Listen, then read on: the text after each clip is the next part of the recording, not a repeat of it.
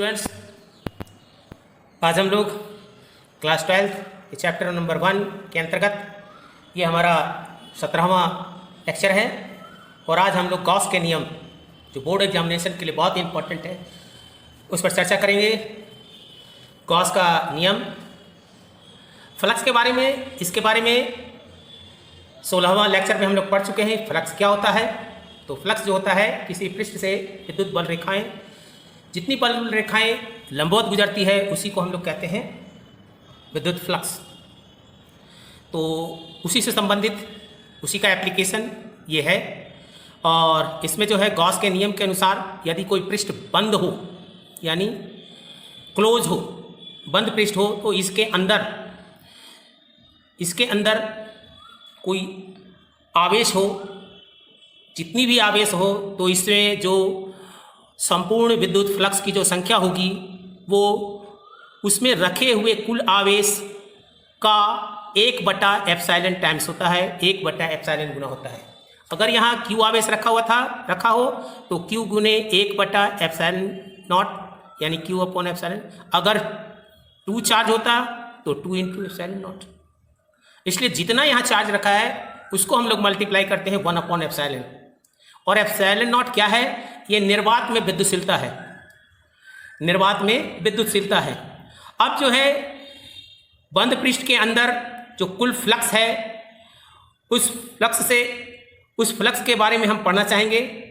तो फ्लक्स कितनी निकलती है? टोटल फ्लक्स यानी उस बंद पृष्ठ की हम बात कर रहे हैं। बंद पृष्ठ यानी इंटीग्रेशन लेंगे, किसी भी चीज में बंद है तो उसका क्या क्या होगा? EDS विद्युत क्षेत्र की तीव्रता और ये क्षेत्र, ये हम कहाँ पढ़े थे? ये हम पढ़े थे आपको विद्युत फ्लक्स में, और इसी को पूरे क्षेत्र के लिए इंटीग्रेट कर दिया गया। तो ये हो गया पूरे क्षेत्रफल के लिए। माना कि यहाँ पर एक गोला है और इस गोले के अंदर केंद्र पर Q आवेश रखा हुआ है और Q आवेश रखा हुआ है और ये इस गोले की त्रिज्या कितनी है? R है। गोले की त्रिज्या R है। तो यहाँ पर हमें जो गोले के पृष्ठ पर यानी इस पृष्ठ पर केंद्र से कितनी दूरी होगी? ये केंद्र से R दूरी होगी, यानी R दूरी पर तीव्रता निकाली है। यानी गोले के R दूरी पर एक बिंदु P है और वहाँ पे हमें क्या निकालनी है? विद्युत क्षेत्र की तीव्रता। तो हम लोग पढ़ चुके हैं कि E विद्युत क्षेत्र की तीव्रता 1/4πε0 Q/r²। Q क्या है? इस चार्ज के द्वारा है, आवेश के द्वारा है। R क्या है? R यानी Q से R दूरी पर हम लोग विद्युत क्षेत्र की तीव्रता निकाल रहे हैं। और ये E जो है अभी परिमाण के रूप में दिया हुआ है। अगर ये E लिखते तो इस E की दिशा क्या होगी? इस E की दिशा जो होगी Q और P को मिलाने वाली रेखा, Q और P को मिलाने वाली रेखा यानी ये E की तरफ होगी, इस E की तरफ। यानी इसे हम लोग क्या कह सकते हैं? ये जो है आपकी त्रिज्या से होती हुई जा रही है, तो ये तिर्यक रेखा भी कहला सकती है, तिर्यक रेखा भी कहला सकती है। तो अब यहाँ पे हमने चूंकि संपूर्ण क्षेत्र पर हमें निकालनी है फ्लक्स, अभी तो हम यहाँ पर क्या निकाले हैं? P बिंदु पर विद्युत क्षेत्र की तीव्रता ये हमारा निकाल चुके हैं, लेकिन हमें कहाँ निकालना है? पूरे क्षेत्र पर बल रेखा की संख्या। तो इसके लिए हम लोग क्या करेंगे? इसके लिए यहाँ पर हमने एक छोटा सा क्षेत्रफल डेवलप किया। इस छोटे से क्षेत्रफल डेवलप किया, छोटे से कटिंग है और इस कटिंग पर हमने क्या किया? ये क्षेत्र है, इस क्षेत्र के लिए हम लोग क्या निकालेंगे? इस क्षेत्र के लिए यानी d∅ के लिए हम लोग क्या निकालेंगे? इस d∅ के लिए हम लोग निकालेंगे आपको विद्युत फ्लक्स। तो d∅ निकलेगा। ये किस क्षेत्र के लिए निकाला जा रहा है? तो ds क्षेत्र के लिए निकाला जा रहा है।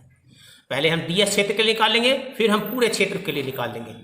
पहले हम इस छोटे से ds क्षेत्र के लिए निकाल लेंगे, फिर पूरे क्षेत्र के लिए। जब ds क्षेत्र के लिए निकाला तो हमारा क्या हो जाएगा? EdS cos θ। और cos θ यहाँ पे देखें क्या होगा?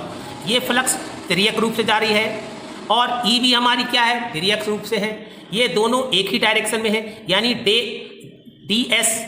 ds पर लंब और ये हमारा त्रिज्या के बढ़ाए हुए भाग के समान होगा। इसलिए क्या हो जाएगा? ये E और ds दोनों के बीच क्या हो जाएगा? शून्य, यानी तो इसके बीच का जो कोण होगा वो शून्य होगा, वो दोनों एक ही रेखा को प्रदर्शित करेगा और इसलिए ये थीटा क्या हो जाएगा, 0 हो जाएगा। और उस स्थिति में क्या हो जाएगा, ये E D S cos 0 degree और cos 0 डिग्री 1 होता है और 1 को लिखने की कोई आवश्यकता नहीं है। इस प्रकार से हमने देखा कि ई डी एस ये क्या चीज के बराबर निकला, डेल।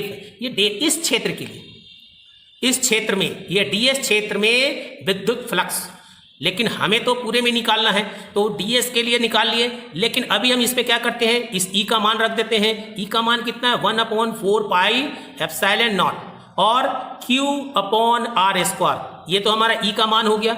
अब हम रखेंगे डीएस को, तो डीएस को भी रख दिया। ये हमारे किसके लिए निकला, ये डी फाई निकला है, यानी फ्लक्स निकला है। किसके लिए निकला है, तो ये डीएस क्षेत्र के लिए। अब डीएस क्षेत्र के लिए निकला है, हम चाहते हैं कि ये पूरे गोले, ये जो पूरा गोला है उसके लिए निकल जाए। जैसे ये पूरा गोला है, इस पूरे गोले के लिए अभी हमने देखिए इस क्षेत्र के लिए, ये छोटे से क्षेत्र के लिए निकाले हैं और इस छोटे से क्षेत्र के निकालने के बाद हम इस पूरे क्षेत्र के लिए निकाल लेंगे। तो इसको निकालने के लिए हमें क्या करना पड़ेगा, ये फाई इज इक्वल टू क्या हो जाएगा, पूरे क्षेत्र के लिए अगर हम बात करें, संपूर्ण पृष्ठ की बात करें तो ये हो जाएगा इंटीग्रेशन। ये देखिए हमने ये पूरे सरफेस के लिए, इसके पूरे सतह के लिए, पूरे सभी सतह के लिए इंटीग्रेशन कितना हो जाएगा, डी फाई। ये हमारा इसके लिए था और ये जब हमने इसका इंटीग्रेशन कर दिया तो ये पूरे सतह के लिए हो गया। और जब पूरे सतह के लिए हो गया तो इसको हम लोग क्या लिख सकते हैं, इसका मान रख दें हम, तो इसका मान क्या है, 1/4 pi epsilon not Q upon are square और ds। अब इसके लिए देखें, हमारा 1/4 पाई एप्सिलॉन नॉट ये हमारा कांस्टेंट है, बाहर चला जाएगा। क्यू यहाँ पे जितना रखा है वो भी कांस्टेंट, बाहर चला जाएगा।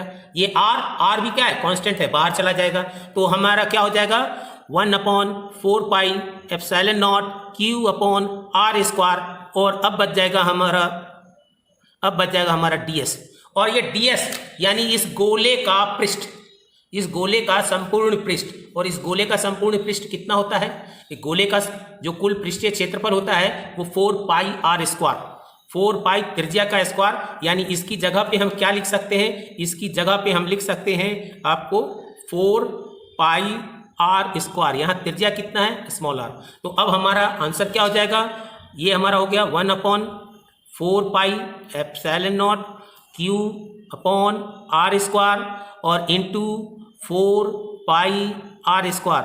आर स्क्वायर से आर स्क्वायर कट गया, 4 पाई से 4 पाई कट गया, तो क्या बचा, is equal to Q upon epsilon nought. यानी जो संपूर्ण पृष्ठ पर जो विद्युत फ्लक्स है वो आपको कितना हो गया, उसके अंदर रखे हुए कुल चार्ज गुने 1/एप्सिलॉन नॉट के बराबर हो गया। यही गॉस का नियम है। गॉस का नियम ये कहता है कि किसी बंद पृष्ठ में गुजरने वाले संपूर्ण विद्युत फ्लक्स, संपूर्ण पूरा, उस बंद पृष्ठ के अंदर निर्वात में उपस्थित जितने भी आवेश होंगे उसका 1/एप्सिलॉन गुना होगा। तो यही हमारा गॉस के नियम थे। अब गॉस के नियम के बाद हम लोग इसकी कुछ स्थिति को जान लें। अगर यहाँ पर ये Q आवेश है, अगर यहाँ पे आवेश क्या होता, यहाँ पे आवेश होता Q1, Q2, Q3, Q4 ऐसा आवेश होता, तो यानी आवेशों का समूह होता है। उस स्थिति में ये फाई जो कुल विद्युत फ्लक्स होते हैं वो क्या होते हैं, Q1 plus Q2 plus Q3 plus Q4 upon epsilon not. ठीक है। तो ये जो गॉस का प्रमेय है ये किसी भी प्रकार के पृष्ठ के लिए काम करेगा, सभी प्रकार के लिए, यानी आकृति बंद होनी चाहिए, बस किसी भी प्रकार का पृष्ठ हो लेकिन वो बंद हो, सभी के लिए ये क्या है, सत्य है। और उसके बाद अगर ये चार्ज, ये जो आवेश है यानी किसी बंद पृष्ठ के बाहर हो तो वहां पर फ्लक्स क्या होगा, शून्य हो जाएगा। वहां फ्लक्स क्या हो जाएगा, शून्य हो जाएगा। वहां पर ये गॉस का नियम के अनुसार जो फ्लक्स जो हो जाएगा वो शून्य हो जाएगा। उसके बाद एक कोई बंद पृष्ठ है और उसके अंदर हम लोगों ने द्विध्रुव रख दिया है, वैद्युत द्विध्रुव। वैद्युत द्विध्रुव क्या होता है, वैद्युत द्विध्रुव क्या होता है, तो एक निकाय है, द्विध्रुव एक ऐसा निकाय है जिसमें दो आवेश समान और विपरीत यानी एक प्लस क्यू एक माइनस क्यू को कुछ दूरी पर यानी कि बहुत कम दूरी पर इसको रखा जाता है तो इसको कहते हैं विद्युत द्विध्रुव। और विद्युत द्विध्रुव इसमें रखें और उसके बाद अगर हम गॉस के नियम से यानी फ्लक्स निकालना चाहें तो कुल फ्लक्स जो होगा वो जीरो हो जाएगा। कुल फ्लक्स क्या हो जाएगा? जीरो हो जाएगा। क्यों? क्योंकि यहां पर जो कुल आवेश हैं वो कितने हैं? प्लस के क्यू हैं और एक माइनस का क्यू है। इन दोनों आवेशों को जोड़ दो तो इन दोनों आवेशों को जोड़ने पर क्या मिलता है? शून्य।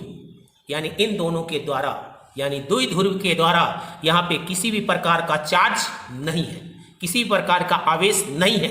इसलिए द्विध्रुव होने पर यानी बंद पृष्ठ के अंदर द्विध्रुव होने पर क्या होगा कि किसी भी प्रकार का फ्लक्स उत्पन्न नहीं होगा।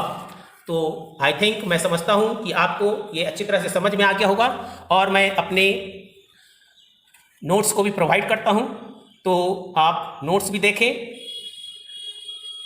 आई थिंक मैं समझता हूं कि ये नोट्स और ये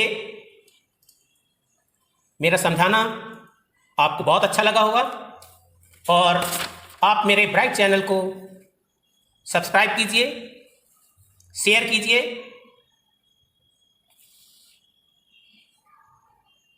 हमारे चैनल को सब्सक्राइब कीजिए, लाइक कीजिए, अपने दोस्तों में शेयर कीजिए।